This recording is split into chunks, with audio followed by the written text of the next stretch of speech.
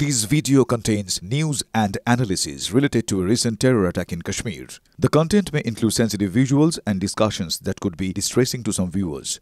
Viewer discretion is advised. We strongly condemn all forms of violence and terrorism.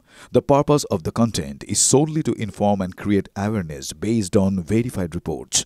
Top quality और consistent performance के लिए सिर्फ silver pump नाम याद रखना। पहलगाम हमलार प्रत्याघात हिसेबे पाकिस्तान भूखंडे मूलत जंगी घाঁটিকে टार्गेट করেছে ভারত আর তার পাল্টা আক্রোশে পাকিস্তান ভারতের মাটিতে স্কুল কলেজ সবকিছুকে একের পর এক টার্গেট করছে। আমি যে জায়গায় দাঁড়িয়ে রয়েছি ছোট ছোট বাচ্চারা এখানে পড়াশোনা করে আর ঠিক সেই জায়গাতে মাথার উপরে ছাদ ফুটো করে ঠিক এই জায়গাকে টার্গেট করে এখানে বোম ফেলা হয়েছে। ভোর রাতে বোম পড়েছে এই জায়গায়, স্বাভাবিকভাবেই কোনো রকম ক্ষয়ক্ষতির ঘটনা ঘটেনি, কিন্তু এই জায়গা যেখানে ছোট ছোট বাচ্চারা পড়াশুনো করে সেই জায়গা সম্পূর্ণভাবে ধ্বংস করে দেওয়া হয়েছে। শুধুমাত্র স্কুল নয়, তার পাশাপাশি আমাদের হাতের ডান দিকে রয়েছে একটি বিএড কলেজ। সেই বিএড কলেজও এই বোমের তীব্রতার কারণে সম্পূর্ণভাবে ভেঙে গিয়েছে। যে ছবি আমরা এখানে দেখতে পাচ্ছি যে এখানকার যাবতীয় কাঁচ সম্পূর্ণভাবে ভেঙে গিয়েছে। हम स्कूल में इधर ही काम करते हैं सिक्योरिटी का, तो हम अंदर ही थे, सो रहे थे। जब सुबह ऐसा कुछ हुआ तो तब तक नहीं निकले। अब जिम्मेदारी अपनी है काम की, जैसे कि तो इधर उधर पढ़ते रहे, तो जब नहीं निकले, जब आसपास में बम पड़ते रहे लेकिन आप इस जगह छोड़ के नहीं गया? क्योंकि अब काम का अपना काम है, जिम्मेदारी है, उसको तो छोड़ के नहीं जा सकते हैं। तो जब पास में आके लगा तो तब गए, तब हम यहाँ से अंदर से निकले बाहर। अच्छा, तो कितना देर तक चला ये? सर कम से कम सुबह 9, 9:30, 10 तक यहाँ पे चला। अच्छा जी। अच्छा, तो जो लास्ट बम यहाँ पे गिरा था वो गिरा था 7 बजे तक के। अच्छा जी। একটা বিষয় স্পষ্ট যে ইফসান যে কথা বলছে সেই কথা কিন্তু আদতে পুঞ্চের প্রত্যেকটা মানুষের বক্তব্য।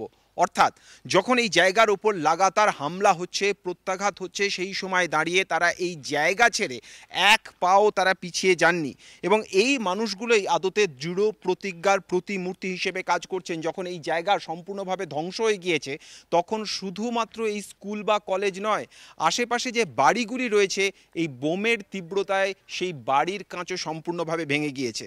আর যে জায়গায় আমরা এই মুহূর্তে দাঁড়িয়ে রয়েছি আমাদের সামনে এই মুহূর্তে কুয়াশা ঢাকা যে বিস্তৃত এলাকা দেখা যাচ্ছে, ঠিক তার ওপারেই রয়েছে পাক অধিকৃত কাশ্মীর এবং এলাকার মানুষ যে কথা বলছেন যে যখন আমরা এখানে দাঁড়িয়ে কথা বলছি যে কোনো সময় আবারও নতুন করে এই জায়গাতে শেলিং হতে পারে। आप लोग तो इधर बहुत दिनों से रहते हो, इधर कभी भी ऐसा हुआ क्या पहले? आज तक यहाँ पर ऐसा कभी भी नहीं हुआ। आज पहली बार ऐसा हुआ कि सबसे पहले फर्स्टली यहाँ से शुरू किया गया है। बहुत ज़्यादा सिविलों को नुकसान किया गया और जिससे बहुत ज़्यादा नुकसान हुआ है सिविल जान और माल का। ज़्यादातर लोग तो शहर छोड़ के सेफ साइड जगहों पे चले गए हैं, जैसे मंडी, लोरन, जम्मू, क्योंकि इधर कल बहुत खतरे का जो है माहौल बन चुका हुआ था। लोगों के घरों पे ठीक है नहीं गोले पड़ रहे हुए थे, लोग बहुत डरे हुए थे, कुछ लोग जख्मी हुए, कुछ ने अपनी जानें भी जो है गंवा दी हैं।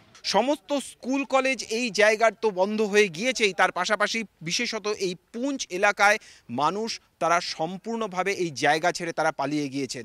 তারা মনে করছেন যে এখানে আবারও যে কোনো সময় প্রত্যাঘাত, যে কোনো সময় আক্রমণ নেমে আসতে পারে। পুঞ্চ থেকে ক্যামেরায় অনুদীপ শর্মার সঙ্গে জ্যোতির্ময় কর্মকার, TV9 বাংলা।